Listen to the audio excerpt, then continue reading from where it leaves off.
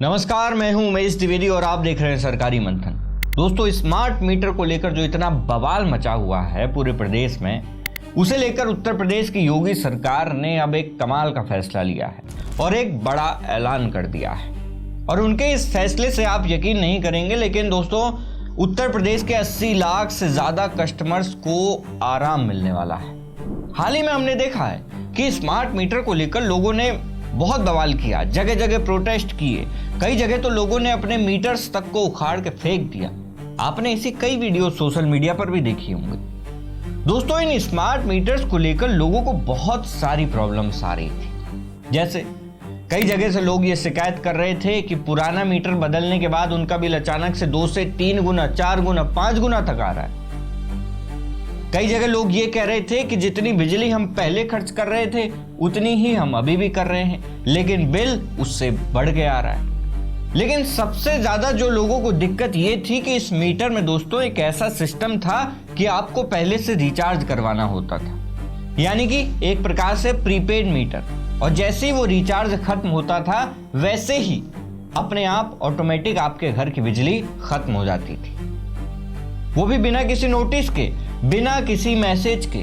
ऐसा नहीं था कि पहले मैसेज आता हो कि आपकी बिजली काट दी जाएगी, ऐसा कोई भी फीचर स्मार्ट मीटर में नहीं दिया गया था। लेकिन अब उत्तर प्रदेश सरकार ने स्मार्ट मीटर को लेकर होने वाली इस समस्या को सॉल्व करने के लिए एक बहुत बड़ा ऐलान कर दिया है। सरकार की तरफ से दोस्तों ये ऐलान कर दिया गया है कि सभी स्मार्ट बिजली मीटरों के प्रीपेड मोड को बंद कर दिया जाएगा और सभी मीटरों को अब पोस्टपेड मोड में फिर से कंटिन्यू किया जाएगा। यानी कि अब जैसा कि आप पहले बिजली का बिल दिया करते थे कि महीना भर आप बिजली यूज करते थे, उसके बाद महीने के आखिरी में आपको एक बिल दिया जाता था, उसके बाद फिर पेमेंट होता था। इस चीज को फिर से दोस्तों कंटिन्यू किया जा रहा है।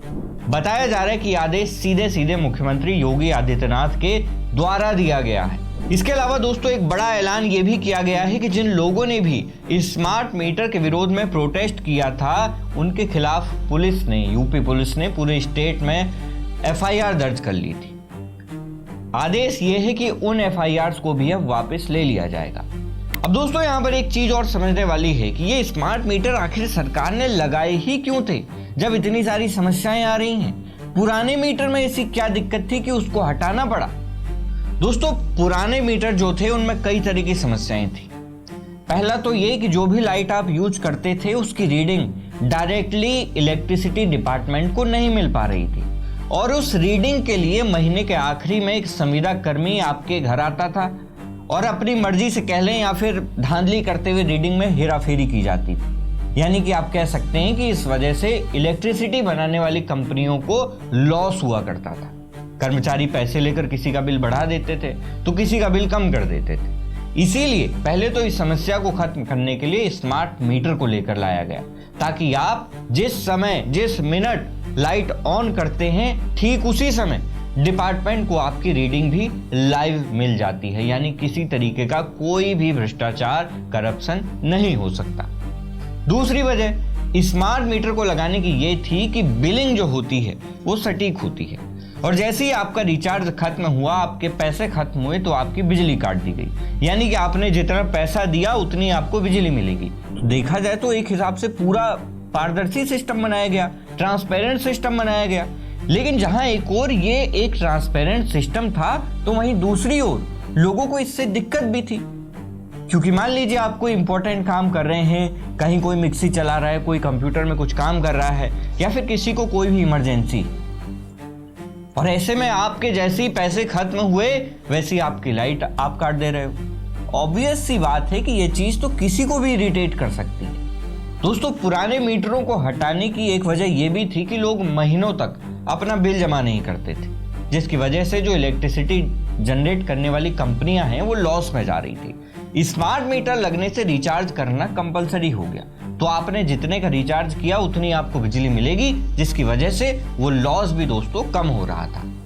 हालांकि दोस्तों फिलहाल जो सबसे बड़ी समस्या थी प्रीपेड मोड की, उसे अब खत्म कर दिया गया है। और इस स्मार्ट मीटर को लगाने की एक बड़ी वजह और है जो मैं आपको बताना भूल गया कि सोलर पैनल भी इसको लगाने की एक वजह थी। जैसा कि हमने देखा है कि सरकार सोलर लगवाने के लिए सब्सिडी दे रही है, लोगों को इनकरेज कर रही है ताकि सस्टेनेबल एनर्जी और ग्रीन एनर्जी पैदा हो सके।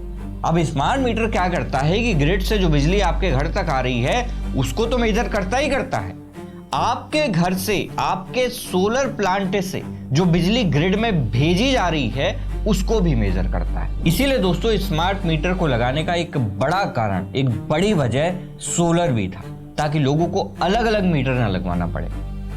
अब दोस्तों एक चीज और है जो मेरे दिमाग में आ रही है कि अगर भारत में ऐसा सिस्टम है तो दुनिया के और देशों में इलेक्ट्रिसिटी के लिए कैसे मीटर यूज किए जाते होंगे। दोस्तों अमेरिका की अगर हम बात करें तो हमारी रिसर्च के अनुसार अमेरिका में ज्यादातर पोस्टपेड सिस्टम का ही प्रयोग किया जाता है, यानी कि वहां भी महीने के आखिरी में ही इलेक्ट्रिसिटी का बिल आता है। हालांकि अगर आप में से कोई अमेरिका के इलेक्ट्रिसिटी सिस्टम को जानता हो तो कमेंट में जरूर बताएं। यूरोप में दोस्तों बताया जाता है कि यह आपकी चॉइस पर निर्भर करता है। सरकार ने दोनों ऑप्शन रखे हैं, प्रीपेड और पोस्टपेड दोनों। लेकिन चीन के दोस्तों अगर बात करें तो चीन में बताया जाता है कि चीन के सभी जगहों पर प्रीपेड सिस्टम लगाया गया है, और वो प्रीपेड सिस्टम कुछ ऐसा है कि वहां आपके पास एक कार्ड होता है, उस कार्ड को आपको रिचार्ज करना होता है। फिर जहां पर भी आप रहते हैं ये निर्भर नहीं करता, ये डिपेंड नहीं करता कि आप वहां के स्थायी निवासी हैं कि नहीं है, आपके पास सिर्फ वो कार्ड होना चाहिए। फिर आप जहां भी रहने जाते हैं वहां पर जो मीटर लगा होगा उस मीटर में आप उस कार्ड को डाल दीजिए, उसके हिसाब से आपको बिजली मिलने लगेगी। जाहिर सी बात है कि चीन है तो कुछ अलग तो हमेशा ही करता है, लेकिन एक हिसाब से देखा जाए तो ये सिस्टम भी अपने आप में ठीक है कि आपके पास एक इलेक्ट्रिसिटी कार्ड होना चाहिए बस, और आप उसका रिचार्ज करते रहिए।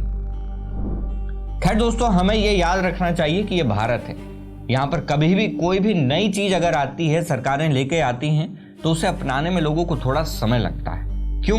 क्योंकि लोगों को अपने वही पुराने तरीकों को प्रयोग करने की, इस्तेमाल करने की आदत लगी हुई है।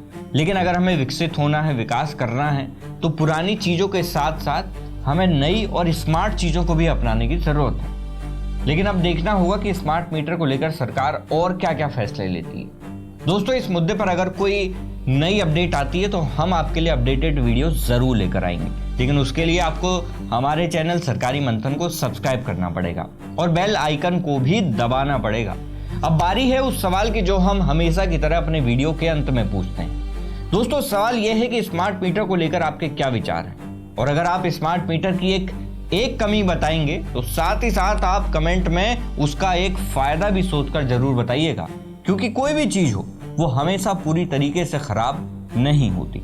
आपकी जो भी राय हो इस मुद्दे पर आप हमें जरूर बताएं, क्योंकि आपका एक विचार किसी के जीवन में परिवर्तन लाने के लिए काफी होता है। दोस्तों मैं हूं उमेश द्विवेदी और आप देख रहे थे सरकारी मंथन। नमस्कार।